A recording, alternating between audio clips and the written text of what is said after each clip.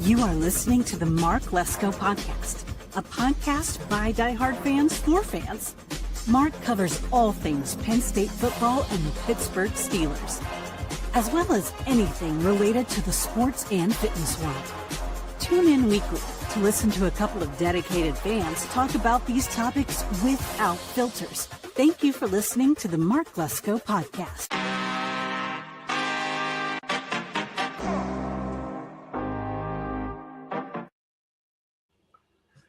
What's up, Penguin peeps? Welcome to the Mark Lesko Podcast. I'm your host, J. Rod, and this is Penguin Central. Guys, 8-3-2. We're still chugging along, baby. They're looking great. They're still one of the best teams in the NHL. I know they lost last night, Saturday's game, keeping them at 18 points, and they're now tied with the Devils, who we play this week, but we'll get into that in a sec.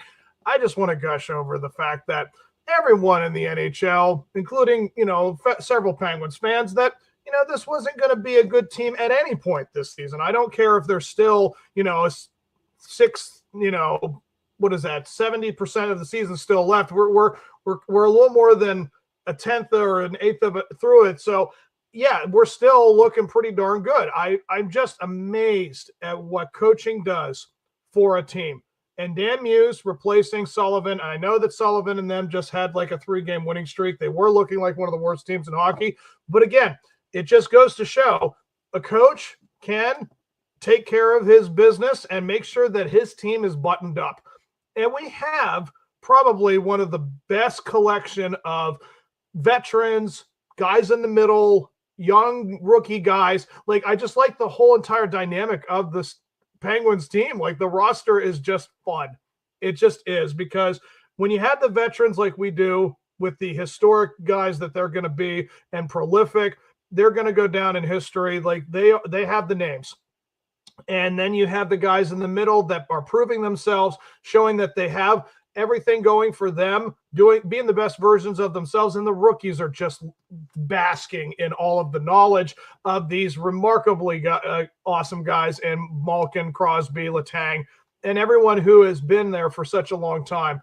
It's really awesome to see what this team is starting to look like and what it could be for a while. Like, it's nice to know that the transition is looking very smooth for now. Again, we don't know what's going to happen in 2-3 years when these guys eventually do move on, retire, and the next generation comes in. But as of right now, guys, they could be looking at a push for the playoffs. Dare I say it, another Stanley Cup. You never know. I want to say the player's name, the goalie. I don't want to say Silvos. I know that's not it. The goalie that is also with Jari. I don't want to say his name wrong, guys. I know that's not how you say his last name, but it's nice to see that we have some very nice, consistent play from them. They haven't really had a bad game, truly. I mean, I know that Saturdays, they just kind of went into that buzz that is the Winnipeg Jets, but we'll get into the recaps, guys. Let's start in the first game that we had recapped. We have the Penguins taking on the Blues. Oh my goodness, guys, that was amazing. Of course, in this game, Crosby gets 1,700 point in Penguins win over the Blues. 9th player in NHL history, guys. The guy just continues to add milestones to his career. The prolific guy that he is, he's going to go down in one of the greatest. He could easily be in the top 10 greatest players of all time list, top 5, and personally me, top 3. It's just what the man has accomplished and meant for the city of Pittsburgh. When 2005 came along and you saw what was happening to Pittsburgh, they basically were almost sold off. They were almost ready to leave Pittsburgh. And this guy comes in and is this basically the greatest thing to happen, of course, since Mario. I mean, that right there is all you need in terms of the history of the Penguins. Yes, I know Yager will always be a name in the Penguins history, but between Lemieux and Crosby, it's not even fair to think that there's anybody else that has done as much for a city, for an organization, and a career than Sid. I mean, he's just the best, really. It's what else can you ask for? So congratulations, Sid, on your 1,700 point guy. Another great milestone for you. But look at this line. with the first period, they were tied 2-2. The Blues, I believe, are one of the worst teams in the West. But, you got to just, keep going with each period. And, we took the lead in the second, and we didn't look back after the third. 6-3. We didn't have as many shots, but it was close. And if you looked here with this, we outshot them in the first, but they outshot us in the second and the third. Again, it was really close, back and forth, almost identical. They did have more face-off percentage wins than we did, and no one had any power plays. Like, they went 0 for 3. That's, again, another testament to the defense and how they're playing. Again, all these penalties that were occurring. I mean, let me see. Did Sid give them all them again?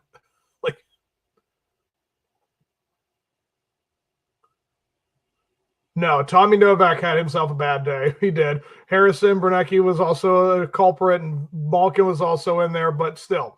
Yeah, they didn't do anything to lose it. And again, block shots, guys. I keep bringing that up because that is like the secret, I think, sauce to the whole recipe as what's their success. Like, they're just block shot percentage. If they are the ones who are doing it, they're fantastic. And again, even all these hits, they still don't make it that they're the better team in that game.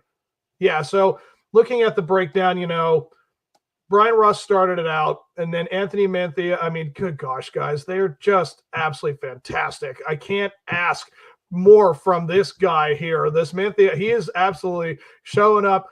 And again, look at Malkin, 13 assists so far this year. And Brazu, again, I'm not trying to butcher names, but it's just awesome to see everyone contributing. Carlson has a lot of assists too. He's doing some great stuff. Then they tied it up. Nick and Jordan did their thing.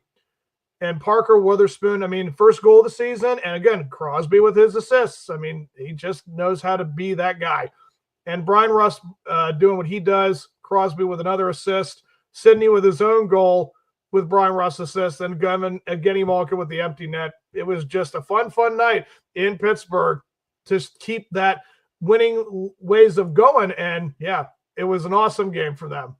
Let's move on to the next game, which we all know is what it was. You have the Philadelphia Flyers winning over us in a shootout. Oh, those shootouts, guys. I mean, does it feel like we have not won a shootout in years? I mean, it seems like it's been forever. But yeah, we had the tie game. They took the lead in the second period, and then we tied it up to go into the overtime. We didn't end it. We had that, overturn with the overtime goal with the with the Flyers, and then we went to the shootout. And again, let's just take a look here. Justin Brazu did what he did. Sidney had another goal to end it, to tie it up, and both Rust and I don't even know who that is. Vili Vakunin. I mean, wow. I'm sorry if I butchered your name, dude. But yeah, that. Again, Malkin did have his power play or shootout goal go in this time. Yeah, someone did something right, but in the end, it's just always the case. I mean, breaking it down, they outshot us 34-26. They had us in the face-off. They had the power play goal, which again, all it takes is that. And look, they had more block shots than us, guys. Again, if I always look for what is it, we had 5 takeaways, but we didn't do a whole lot. And we didn't do anything on the power play. We had all those power play goals, and it just – or no power play goals from them. Matthew Dumba, yep, Getty Malkin again. Getty Malkin, Sidney. They can't help themselves, guys. They just love to always give up penalties. But, yeah, that right there just says, we didn't show up for this game, and that can happen. You're not going to win them all, but, yeah, it was always against the Flyers. Hopefully we take care of business when they come and visit us, and whenever they do. I don't know when that will be, but hopefully it's soon so we can get that back quick. And then the next game, to recap, we have 4-1 victory over the Wild. And again, the Wild, they're not a good team. They were winning 1-0 to start out that game, and then we tied it up in the second. Then we went to town in the third. With the whole shots, like if each girl, like 13-6. I mean, good gosh. I mean, I know we could start out slow, but then we really started to turn it on, and we overcame them with the shots. We had a lot of face-off wins. I mean, the Wild, again, they're one of the worst teams in the West again, so that makes complete sense as to why that we won the face-off percentage. And then with the power play, they had their goal. block shots. We dominated. We had the same equal amount of hits. They had a lot of giveaways. That, again, that's what happens when you're one of the worst teams. I mean, you had Kirill Kaprovoch. I'm so sorry if I butchered these names. I'm so bad with the Russian and the, overseas. I'm terrible with some of those names. I'm sorry.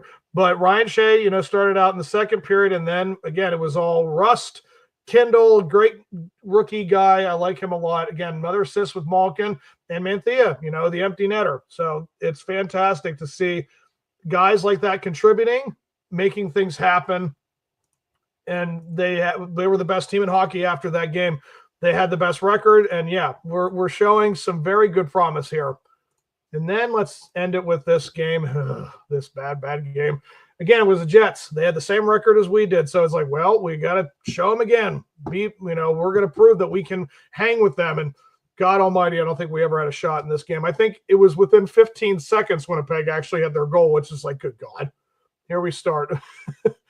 Now, we outshot them in the first period, but then they just completely took over. They are a very well buttoned-up team, Winnipeg Jets. I think they're still the best team in their own particular division. They did outshoot us. We won the face-off battle, but we actually equaled in block shots. But they had a lot of hits. Wow, 29 hits.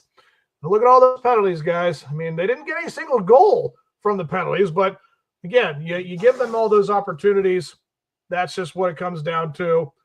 Yeah, within 15 seconds, Gabriel Vladeri and then Brad Lambert. Again, we were down 4-0 in this game at one point, guys. It's almost impossible to come back from it in that regard. And they had the shorthand goal, really 4-0, and was based on a shorthand goal. Good God, that's so sad. Again, I'm always at work with most of these games, so I don't know exactly what was going on, but keeping up with it, I saw that we were down 4-0. Again, Malkin had his power play goal.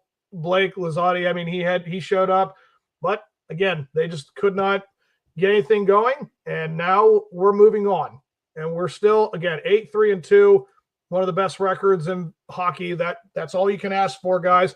So let's move into the empty net discussion, which is the upcoming games. We're going to be at Toronto, and we're going to be home for the Caps, and we're going to be at the Devils. Again, big series there, big game. And then we're going to be home against the Kings. Now, if I am right about this, I don't think the Maple Leafs are that impressive of a team in terms of record. Yeah, they're 6-5-1. And they did just win their last game, but yeah, they're kind of in the middle of everything. They're just above the Sabres for last place in the Atlantic Division. And then you go to the Capitals. Now the Caps, they have been on a bad streak. They're the same exact situation. They're 6-5-1. Again, I always hate these trap games when it comes to a team like the Capitals, where it's like, oh, they're on a bad streak. They'll use us to win. I don't know yet, but then we have the Devils. I mean, they're 9-4. We're 8-3-1. Winner of that game probably takes the entire Metropolitan lead again. And then after that, I believe we are against the Kings, and the Kings are okay. Yeah, they're in the middle. They're 5-4-4. Yeah, they've lost 2. So what it sounds to me, and it sounds to me like this is easily going to be a 2-2 record. Win 2, lose 2. Now, I'm not predicting that. What I'm going to say is for the Maple Leafs, in the first period of that game, I think we're going to go up 1-0 on them. And then in the second period, I believe we're going to have another goal, and they'll have a goal. So it'll be 2-1 Penguins after the second. And entering the third, I think we're going to get away from them. I think we're going to have another goal, and I think we're going to have an empty net shot, and I think we're going to win this game 4-1. And then against the Capitals, again, we don't know what's going to happen by that point. I think that game's on, I want to say Wednesday or Thursday, and then you're home for it. I mean, the Caps are always a team that you love to hate. It's like the Flyers. So, and getting a chance to do something against Alex Ovechkin, I think in the first period, you're going to see probably a 1-0 lead with the Caps. I think they're going to take the lead in the first. And then in the second, I think we're going to score a goal. I think they're going to score another goal. They may actually score 2. I'm going to say they're going to score 2. It's going to be 3-1 after the second. And then we're going to score a goal. They'll score a goal. And we're going to have another shot at the goal, but I think we're going to get that goal, but I think that's going to be it. And I think we're going to have a tough loss, 4-3 to the Caps. And then we're going to be at New Jersey. Oof. Again, best of the best here. I think that first period, they're going to go up 1-0 on us. I think after that, in the second period, we're going to score 2 goals, and we're not going to let them score anything. We're going to go up 2-1 in that game. They're going to tie it, within 5 minutes of the third period, make it 2-2. We're going to score a goal. They're going to score a goal. There's going to be about 4 or 5 minutes left, and we're going to try to pull our goal to get an extra guy. I think we're going to do it, and I think we're going to win that game, if I'm doing it right, 4-3 against the Devils. And then the Kings, they come home for the Kings. Kings are not a good team. We, come off a big win. We'll have the momentum. I think we're going to have 2 goals against them in the first period, make it 2-0 at home. And then the second period, I think they're going to score another goal. They're going to score a goal. We're going to be up 3-1. And then we're just going to go to town and we're going to score 2 more goals in the third, and we're going to win that game 5-1. So I think that we're going to go 3-1 this week. And that's going to make us 11-4-2, or 11-4-2. And again, should still be the best team in hockey after this week. So hope you guys have enjoyed the episode. Again, I'm very happy to start representing the Penguins as well as the Pirates and the Steelers from the Mark Lesko Podcast. This has been a fun season so far. I mean, was I anticipating this? I don't think anybody could have. But again, we're doing great things. The coaching is fantastic. Everyone's showing up, and it's a great start to the season. I'm just only hoping it keeps on going. So until next time, guys, let's go Pens, and you guys have a great day.